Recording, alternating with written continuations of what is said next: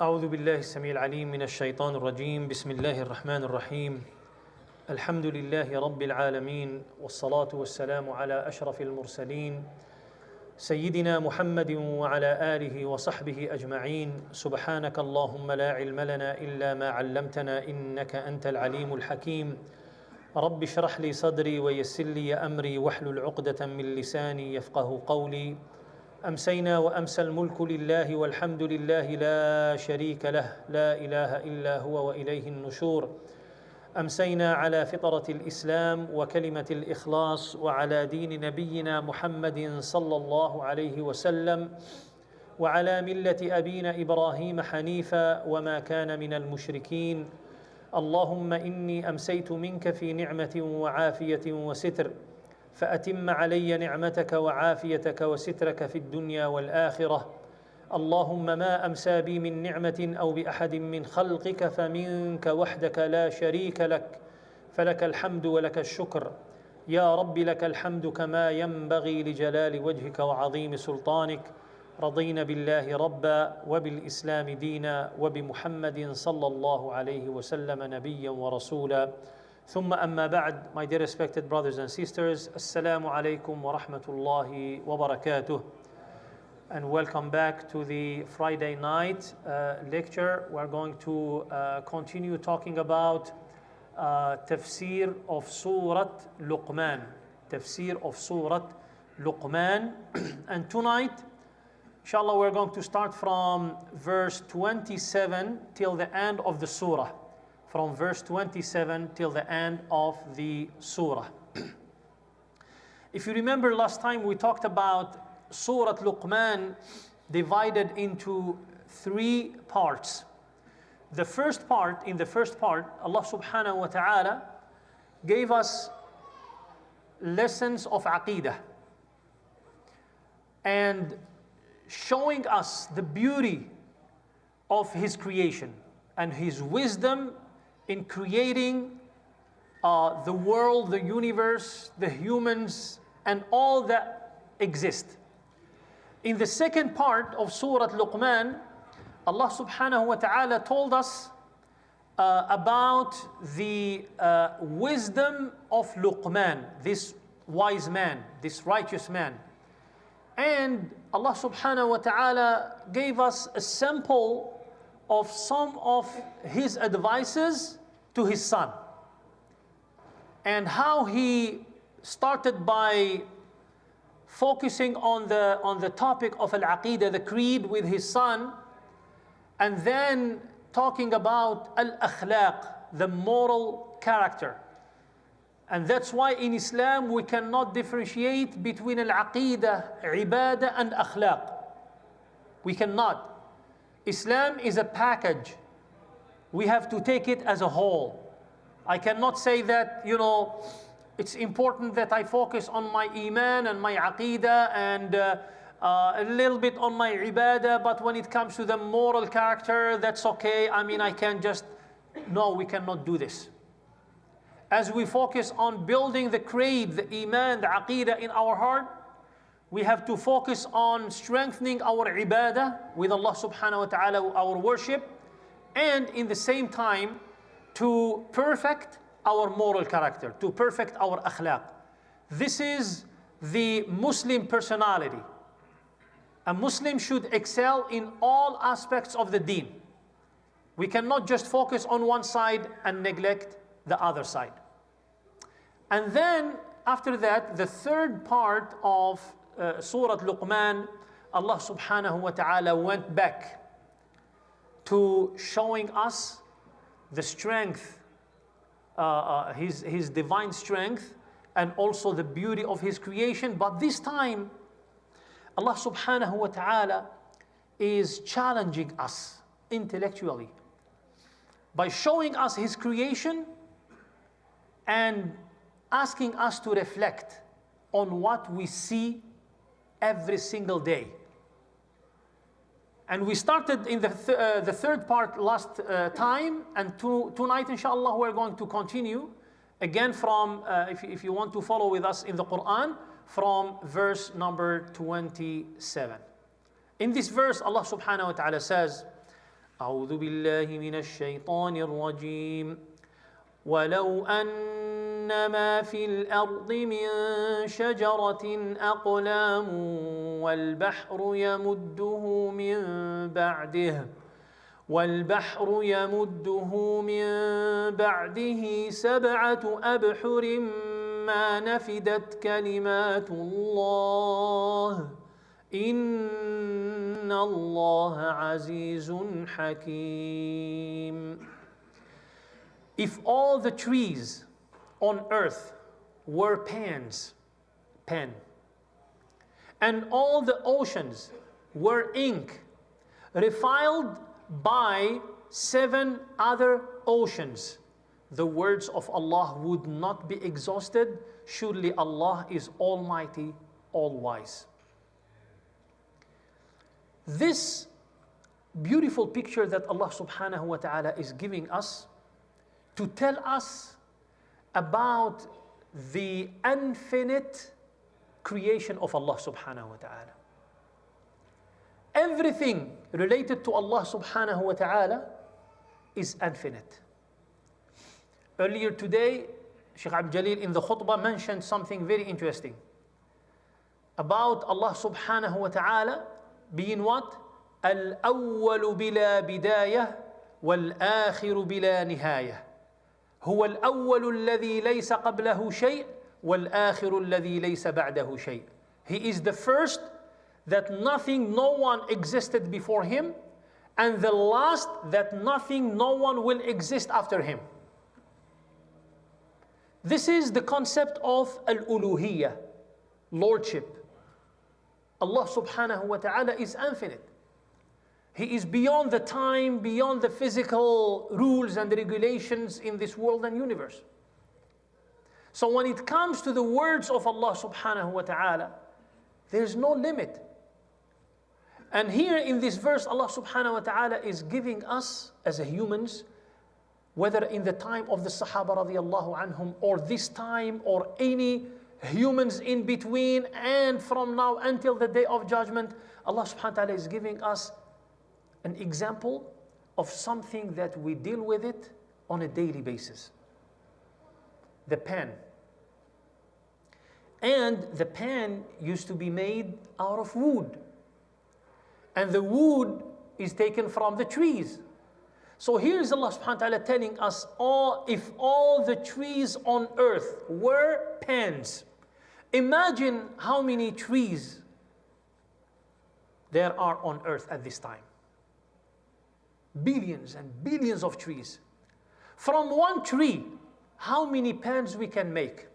From one tree, how many pens we can make? I don't know, millions. So we're talking about something that we cannot even imagine.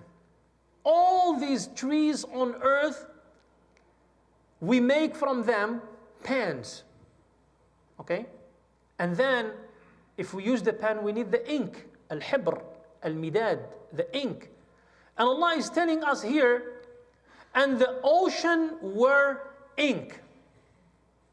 All the water that exists on planet Earth, all the oceans, including the Pacific Ocean, the Atlantic Ocean, the Indian Ocean, whatever oceans exist, including the Mediterranean Sea, the Red Sea, the Black Sea, all the seas that exist on this earth, imagine that all these oceans are ink that we use to write. Not only the oceans, but 7 times more. 7 times of ink, of oceans, more than the water that exists on planet Earth. I tried to Google, how much water on this earth. Wallahi, I could not read that number. Too many numbers I could not read. I didn't know whether I was talking about, I was reading like millions or billions or trillions. I couldn't read that number. I wanted to brag about it and show you that I know. I couldn't. It's still on my phone. But imagine Allah subhanahu wa ta'ala is talking to us, is telling us, if all the trees, we make out of them pans, and all the oceans that exist on earth, 7 more, multiplied by 7, to write the words of Allah, he said, the words of Allah would not be exhausted. Meaning that all the pens will be gone, all the oceans and the ink will be gone, and the words of Allah will not be exhausted. The scholars here, when they talked about Al-Quran, they said whether Al-Quran was the only word of Allah. Obviously not. Al-Injil that was revealed to Isa alayhi salam was the word of Allah, right? At-Tawrah, Al-Zabur, Suhuf Ibrahim, all the scriptures that were revealed to the prophets before Prophet Muhammad sallallahu alaihi wasallam, they were the word of Allah subhanahu wa ta'ala. Right? So they said that this verse and another verse at the end of Surah Al-Kahf, لَنَفِدَ الْبَحْرُ قَبْلَ أَن تَنْفَدَ كَلِمَاتُ رَبِّي وَلَوْ جِئْنَا بِمِثْلِهِ مَدَدًا. If the ocean is used as an ink to write the words of Allah, the oceans will be exhausted before the end of the words of Allah subhanahu wa ta'ala. Which means that Allah subhanahu wa ta'ala, His word is more than what He revealed to the prophets and the messenger. And often, the Prophet ﷺ used to mention this dua, Allahumma inni as'aluka bi kulli ismin huwa lak, sammayta bihi nafsak, أو أنزلته في كتابك أو علمته أحدا من خلقك أو استأثرت به في علم الغيب عندك. Ya Allah, I use every name, every word is yours. Whether you named yourself with this word, or you revealed it to one of your prophets, or you taught it to one of your servants, or you kept it with you in the unseen world. استأثرت به في علم الغيب عندك, you kept it with you, we don't know it. So we don't know all the words and the names of Allah subhanahu wa ta'ala. So Allah subhanahu wa ta'ala here is showing us His greatness. That if we use all the trees and we use all the oceans to write the words of Allah, the oceans will be exhausted before the words of Allah subhanahu wa ta'ala. Inna Allah azizun hakim. Surely Allah, excuse me, is almighty, Aziz, all wise, Hakim. The wisdom of Allah subhanahu wa ta'ala is unlimited, and we learn from that wisdom. Allah subhanahu wa ta'ala revealed to us Al-Quran, so for us to learn from the wisdom of Allah subhanahu wa ta'ala. And then, again, Allah subhanahu wa ta'ala in verse 28 is showing us His power. He said, مَا خَلْقُكُمْ وَلَا بَعْثُكُمْ إِلَّا كَنَفْسٍ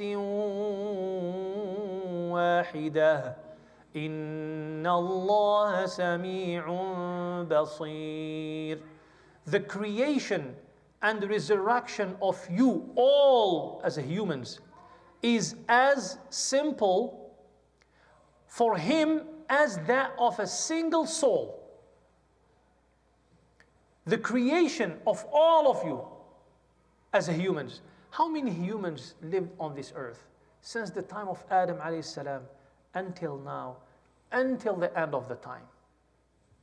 Allahu a'lam. Allahu a'lam how many. And here Allah subhanahu wa ta'ala is telling us that the creation and the resurrection, خَلْقُكُمْ وَبَعْثُكُمْ, your creation and your resurrection is as simple as creating and resurrecting one soul, one human being. Which means that if we think that Allah subhanahu wa ta'ala spends time and gets tired of creating a human after the other, a human after the other, and on the day of resurrection will be resurrecting one after the other, and then one after, this is wrong. Because we know Allah subhanahu wa ta'ala already told us in the Quran that whenever He wants something to be, just say what? Kun fayakun. That's it. Kun fayakun. The question is, why did Allah subhanahu wa ta'ala tell us that He created the heavens and the earth in 6 days? Why? Wasn't He able to create them like kun fayakun? He was. He was able. But He did that, and He told us that He created them in 6 days in order to show us that everything in life comes gradually, step by step, step by step. We learn from that the gradual evolution, the gradual development of things, of lives, as we see them, as we experience them in this life. Otherwise, Allah subhanahu wa ta'ala could easily create everything in less than a second. And here is Allah subhanahu wa ta'ala telling us, don't worry about the way I created you. Don't worry about the way I resurrect you. Because sometimes, subhanAllah, we as humans, we sometimes come to our minds that, how can Allah subhanahu wa ta'ala create all these humans? How many people are born at the same time on planet Earth? Allahu A'lam. But I'm sure that many, many, many. Okay? How many people die at the same time on planet Earth? Many people at the same time. How can Allah do that? Allah subhanahu wa ta'ala's power is beyond imagination. We cannot imagine the power of Allah subhanahu wa ta'ala. And here He is giving us this very tiny, simple, your creation and your resurrection. It's as simple as creating one soul and resurrecting one soul, which is impossible for humans. Impossible. If we have a factory to manufacture, I don't know, bikes or balls or whatever, we have to go one piece after the other, right? One piece after the other, one piece after the other.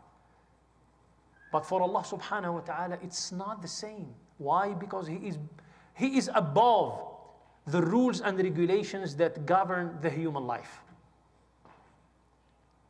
Inna Allah sami'un basir. Surely Allah is all hearing, all seeing.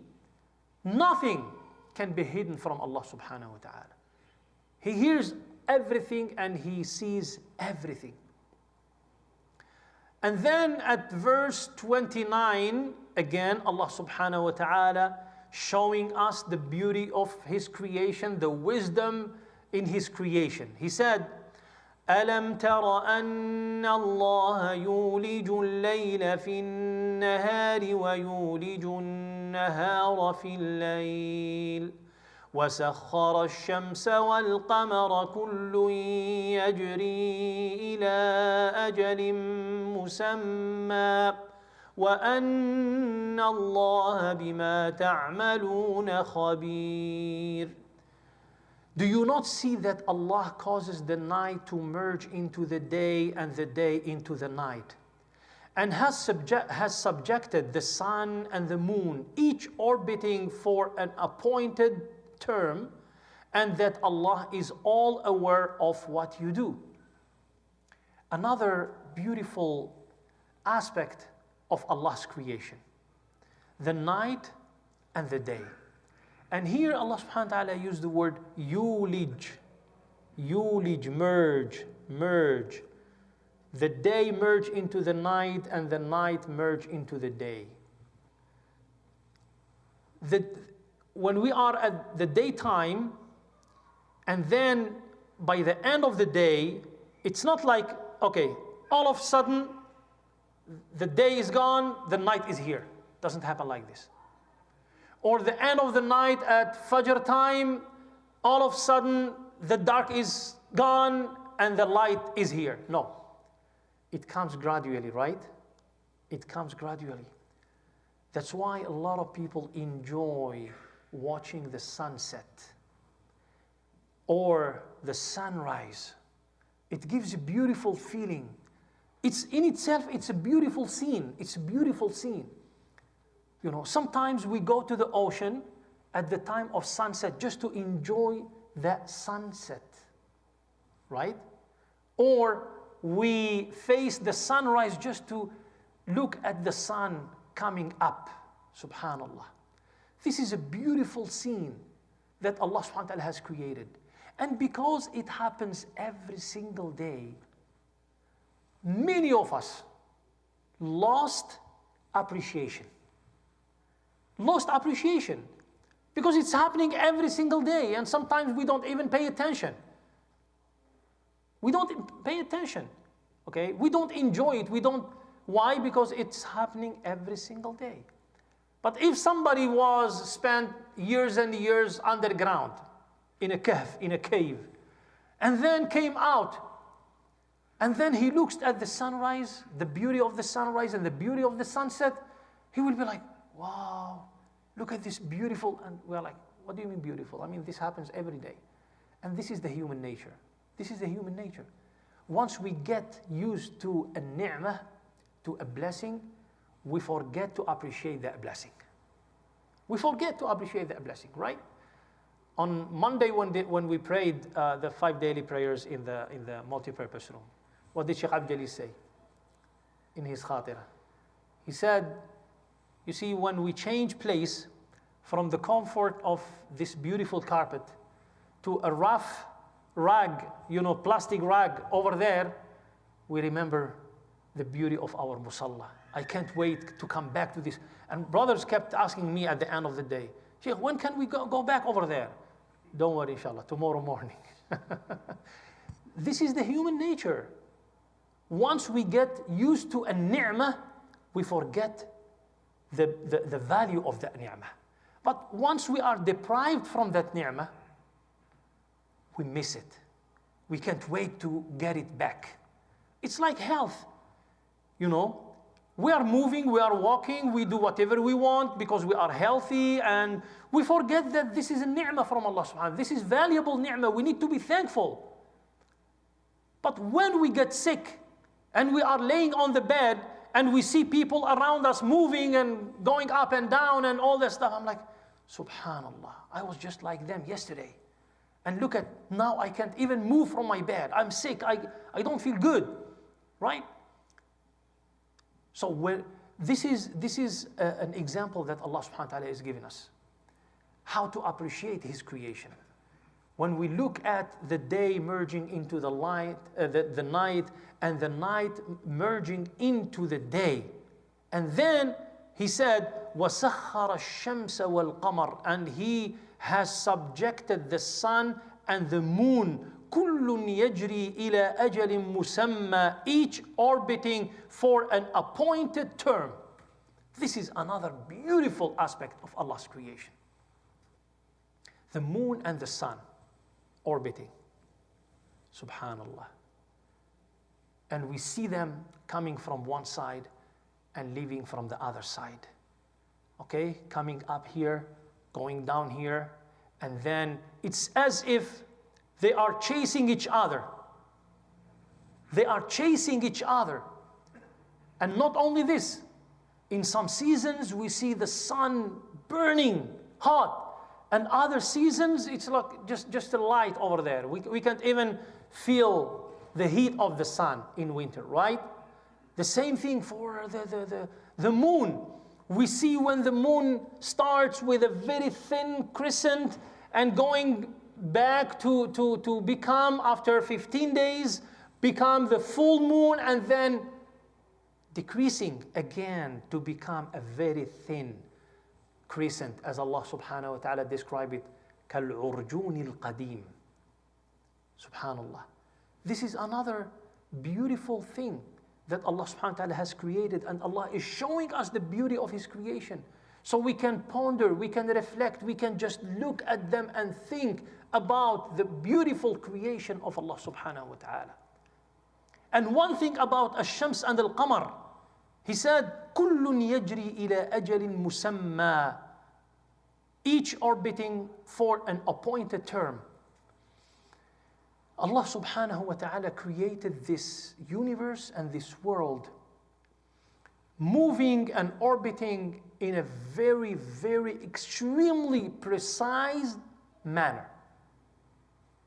Precise manner. That's why we are in February 2024. I mean, you can easily go online and get us the calendar of February 2050. You can get us the sunset and the sunrise on, February 20th, 2050. And it will be the same, with no second less, no second more. Why? Because this is how Allah subhanahu wa ta'ala created this world and universe. Everything precise. The sun will never be late, and the moon will never be late. It's impossible. That's why Muslims excelled in astronomy. Centuries ago, before the modern astronomers, scientists of astronomy nowadays, doing all these astronomical calculations, Muslims, excelled on this science based on what they have read in the Quran. Based on this ayah in the Quran, they understood the orbits of the sun and the moon, and they started making the calculation. So why this calculation? In order for us, as Allah subhanahu wa ta'ala said in Surah Al-Isra, لِتَعْلَمُوا عَدَدَ السِّنِينَ وَالْحِسَابِ. So you can calculate for the years, for the months, for the weeks, for the days, for the hours of the day. This is very important. We cannot live our life nowadays without this type of calculation. All of us, we have calendars. All of us, we use calendars. You see, how do we know the days and the hours? Because of this astronomical calculation. Allah subhanahu wa ta'ala is mentioning it here. كُلٌّ يَجْرِي إِلَىٰ أَجَلٍ مُسَمَّى. Appointed term. It's already appointed by Allah subhanahu wa ta'ala. And Allah subhanahu wa ta'ala's creation is very precise. There is no way that the sun might be late or advanced, or the moon might be late or advanced, or something like this. In the other verse, verse 30, Allah subhanahu wa ta'ala made the conclusion. Now, after all what I told you, here is what He is saying. ذَلِكَ بِأَنَّ اللَّهَ هُوَ الْحَقِّ وَأَنَّ مَا يَدْعُونَ مِن دُونِهِ الْبَاطِلِ وَأَنَّ اللَّهَ هُوَ الْعَلِيُّ الْكَبِيرُ. That is because Allah alone is the truth, and what they invoke besides Him is falsehood, and because Allah alone is the Most High, all great. This is the conclusion. All what Allah subhanahu wa ta'ala told us, just to tell us at the end that Allah subhanahu wa ta'ala alone is the truth. Everything else beside Allah, everything else that people are invoking, are worshipping, are serving, is the falsehood. There is one haqq and many falsehoods. You see? Al-haqq huwa Allah. The truth is Allah alone. And everything else that people are worshipping, invoking, beside Allah subhanahu wa ta'ala, is falsehood. The truthful, the successful person is the one who holds on the truth. And the miserable one is the one who misses the truth and goes to the other falsehood, things that exist. وَأَنَّ اللَّهَ هُوَ الْعَلِيُّ الْكَبِيرُ. And Allah alone is the Most High, all great. And this verse by itself, verse 30, wallahi, I mean, if we just keep pondering and thinking, about every word in it, it will take us a long time. ذَلِكَ بِأَنَّ اللَّهَ هُوَ الْحَقِّ. All what I have mentioned before to show you that Allah is the one and only one, al-haqq, and everyone else beside Him is the falsehood. أَلَمْ تَرَ أَنَّ الْفُلْكَ تَجْرِي فِي الْبَحْرِ بِنِعْمَةِ اللَّهِ لِيُرِيَكُم مِّنْ آيَاتِهِ إِنَّ فِي ذَلِكَ لَآيَاتٍ لِكُلِّ صَبَّارٍ شَكُورٍ. Do you not see that the ships sail smoothly through the sea by the grace of Allah, so that He may show you some of His signs. Surely in this are signs for whoever is steadfast, grateful. Another ayah, another alama, sign of the greatness of Allah subhanahu wa ta'ala. Look at how the ships sail smoothly through the sea by the grace of Allah. Al-Fulk, not the small boat, no. We're talking about the huge ships, the huge ones. I remember years ago, I was in San Francisco, and the largest cruise boat in the world was there. I forgot the name, Princess of the Sea, something like this. Subhanallah, it's amazing. Wallah, it's a city, it's a town by itself, huge. I remember when I was young, because I grew up in a coastal city, just like few steps from the ocean, from the Mediterranean Sea. I used to be amazed, and there is a commercial port in our city. And I used to see these boats, coming every day in and out and bringing, merchandise and all that stuff. The huge boat floating on the sea, and I take a small stone like this, and I put it on the sea, and it goes down, sinks. And I used to think about, look at this huge boat floating, and this tiny stone sinks. And then I learned that Allah subhanahu wa ta'ala created physical, rules on this earth. The density of the water, the density of the air, and all physics and chemistry and all that stuff, subhanallah. Who created these physical rules? It's Allah subhanahu wa ta'ala.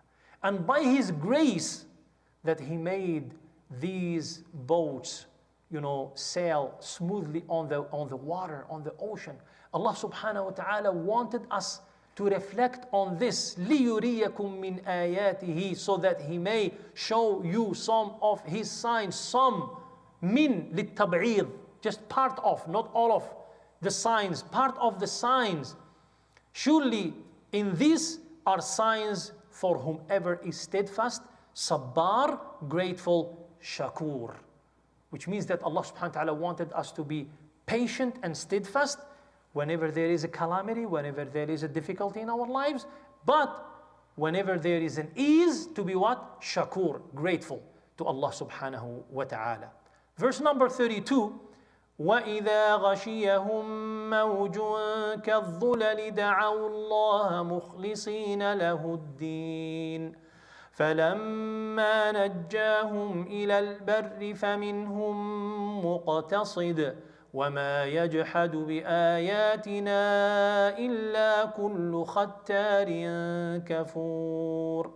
And as soon as, because Allah subhanahu wa ta'ala is talking about the sea, the ocean, as soon as they are overwhelmed by waves like mountains, they cry out to Allah alone in sincere devotion. But when He delivers them safely to the shores, only some become relatively grateful, and none rejects our signs except whoever is deceitful and grateful. This is an example that Allah subhanahu wa ta'ala is giving us when people are in the sea and something happens, a storm happens, and they are about to sink, and the waves, they are overwhelmed by the waves like mountains over them. The only one that they invoke at that time is Allah subhanahu wa ta'ala alone. They forget everything else except Allah subhanahu wa ta'ala. Why? Because al-fitra, the human instinct, speaks at that time. And they know the human being, wallahi, even if this human is mulhid, atheist or agnostic or whatever they are, when they are in that situation like a natural disaster, their fitra starts moving, and they know that there is only one power that can save them. And this reminds me of a debate that took place between Abu Hanifa, they say Abu Hanifa Nu'man, rahmatullahi alayh, and one of the atheists. And that atheist, and Abu Hanifa was known to debate atheists at his time. And that atheist person was blind. So he came to debate Abu Hanifa about the existence of Allah subhanahu wa ta'ala. So Abu Hanifa told him, you know what? I'm sure if you can see the creation, the beauty of the creation of Allah subhanahu wa ta'ala, you will believe right now. You will believe right now. But let me ask you something. He said, go ahead. Abu Hanifa asked him, did you ever take a boat in the sea, in the ocean? He said, yes. What happened to you? He said, one time we were on a boat and then all of a sudden a huge storm started. A huge storm. And then he asked him, what happened to you? He said, the boat, was destroyed. And then he asked him, how did you get saved? He said, you know what? In the middle of the ocean, I just grabbed a piece of wood from that boat. And, it took me to the shores and I got saved. And then Abu Hanifa asked him, what was you thinking about at that time when you were, between life and death? When you were grabbing that piece of wood in the ocean, what was, anything in your mind at that time? He told him, I was hoping for a higher power. I don't know what's that, but I was hoping for a higher power to save me. Then Abu Hanifa told him that higher power is Allah subhanahu wa ta'ala, that you keep rejecting. That higher power is your creator. This is your fitrah that was speaking at that time, speaking to you, telling you that at this time, no one can save you except your creator. Subhanallah. Even atheists, at time of hardship, when they are at risk, they know that there is nothing in this world that can save them except the creator himself.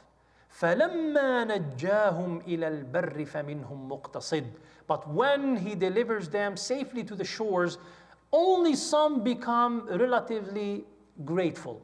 Muqtasid means they start worshipping Allah. They are not there yet, but at least they remember Allah, they invoke Allah, they worship Allah. And then the other side of the people, وَمَا يَجْحَدُ بِآيَاتِنَا إِلَّا كُلُّ خَتَّارٍ كَفُورٍ. And none rejects our signs except whoever is deceitful and grateful.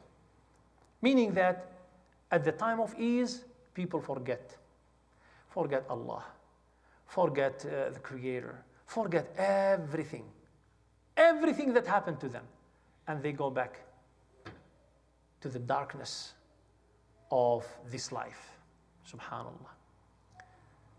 And then the last two verses, يا أيها الناس اتقوا ربكم واخشوا يوما لا يجزي والد عن ولده ولا مولود هو جاز عن والده شيئا إن وعد الله حق فلا تغرنكم الحياة الدنيا ولا يغرنكم بالله الغرور. O mankind, be mindful of your Lord and beware of a day when no parent will be of any benefit to their child, nor will a child be of any benefit to their parent. Surely Allah's promise is true. So do not let the life of this world deceive you, nor let the chief deceiver, shaitan, Iblis, deceive you about Allah subhanahu wa ta'ala. Now in the conclusion of this surah, Allah subhanahu wa ta'ala is reminding us to be mindful of Him subhanahu wa ta'ala and never forget Him. Never forget His blessings. Never forget His power. Never forget that He is watching us. Never forget that we only survive because of the blessings of Allah subhanahu wa ta'ala. And He is reminding us that on the day of judgment, وَخْشَوْا يَوْمًا, beware of a day when The parents cannot benefit their kids and the kids cannot benefit the parents. Despite this strong relationship we have nowadays, in this worldly life towards our kids and our parents towards us, imagine on that day, none of us will recognize the other. I know that these are my parents, but you know what? Nafsi, nafsi, my nafs, myself. My concern is that I will not be taken to hellfire and I will be admitted to Al-Jannah. I don't care about anyone else. My parents will never be able to benefit me over there. I will never be able to benefit my parents over there. Everybody will be held accountable by himself or by herself. كُلُّ نَفْسٍ بِمَا كَسَبَتْ رَهِينَةٌ. Everyone will be held accountable based on your actions. What did you do in this life? إِنَّ وَعْدَ اللَّهِ حَقٌّ. Surely Allah's promise is true. There is no doubt about it. And Allah never breaks His promises. إِنَّ اللَّهَ لَا يُخْلِفُ الْمِيعَادِ.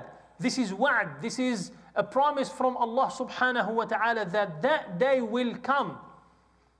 And this is what Allah subhanahu wa ta'ala is insisting here, talking about the afterlife, talking about the day of resurrection, talking about the day of judgment, because this was the biggest problem of Quraysh at that time.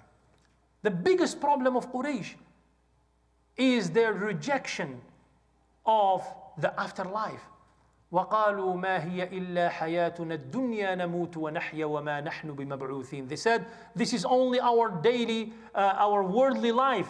We are born and we die and there is nothing called resurrection. Allah subhanahu wa ta'ala is insisting on them here that this day is true. إِنَّ وَعْدَ اللَّهِ حَقٌّ. It's a promise from Allah subhanahu wa ta'ala. فَلَا تَغُرَّنَّكُمُ الْحَيَاةُ الدُّنْيَا. So do not let the life of this world deceive you with all what you say. And you know what? Everything in this dunya makes us forget about the afterlife. There is nothing. You go outside, you go to the mall, you go wherever you want to go. Everything reminds you of the beauty of this dunya. Nothing reminds you of al-akhirah unless you see لا قدر الله, an accident, in front of you, or somebody having a heart attack or something like this. Otherwise, there is nothing that reminds you of the afterlife. So do not let this worldly life deceive you, nor let the chief deceiver, يَغُرَّنَّكُمْ بِاللَّهِ الْغَرُورِ, which is a shaitan, Iblis, the one who deceives humans every single moment. The last verse, إِنَّ اللَّهَ عِندَهُ عِلْمُ السَّاعَةِ وَيُنَزِّلُ الْغَيْثَ وَيَعْلَمُ مَا فِي الْأَرْحَامِ وَمَا تَدْرِي نَفْسٌ مَاذَا تَكْسِبُ غَدًا وَمَا تَدْرِي نَفْسٌ بِأَيِّ أَرْضٍ تَمُوتُ إِنَّ اللَّهَ عَلِيمٌ خَبِيرٌ. Indeed, Allah alone has the knowledge of the hour. He sends down the rain and knows what is in the wombs. No soul knows what it will earn for tomorrow, and no soul knows in what land it will die. Surely Allah is all-knowing, all-aware.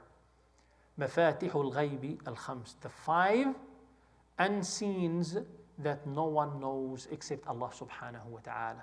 The first one, إِنَّ اللَّهَ عِنْدَهُ عِلْمُ السَّاعَةِ. Indeed, Allah alone has the knowledge of the hour. Kuffar Quraysh, they used to say, there is nothing called the hour. There is nothing called the end of time. There is nothing called the afterlife. Because if it exists, Muhammad should tell us when it's going to happen. When it's going to happen. If it exists, go ahead, tell us when it's going to happen. And the Prophet ﷺ, of course, didn't know. So he kept silent until Allah subhanahu wa ta'ala sent down this verse to respond to them. إِنَّ اللَّهَ عِنْدَهُ عِلْمُ السَّاعَةِ. Indeed, Allah alone knows when is the hour. Don't ask Muhammad ﷺ. Don't ask anyone. Don't ask the angel. No one knows except Allah subhanahu wa ta'ala. And then, after that, He tells them that there are, if if you don't know things that are happening in your daily lives? How come you want to know something that will happen at the end of the time? And what are the things that are happening on our daily lives? وَيَعْلَمُ مَا فِي الْأَرْحَامِ, and knows what is in the wombs, the fetus. وَيُنَزِّلُ الْغَيْثِ, جزاك الله خير. وَيُنَزِّلُ الْغَيْثِ, and send down the rain. People might say that, oh, we go to the weather forecast and I know what kind of weather is going to be tomorrow and the next 5 days, for example. This is not what Allah meant. Allah subhanahu wa ta'ala meant that next month, next year, like this day, whether there will be rain or not, and it will be rain, if it will be raining, where it will be raining, at what time. We're not talking about what the human or modern technology could expect, knowing or through the satellites and looking at the storm moving towards San Diego and expecting that this storm will arrive within like 72 hours. No, we're not talking about this. We're talking about the one who initiates the rain.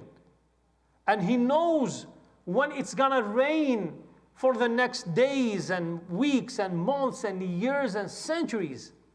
This is what it's meant here. And then وَيَعْلَمُ مَا فِي الْأَرْحَامِ, and knows what is the wombs.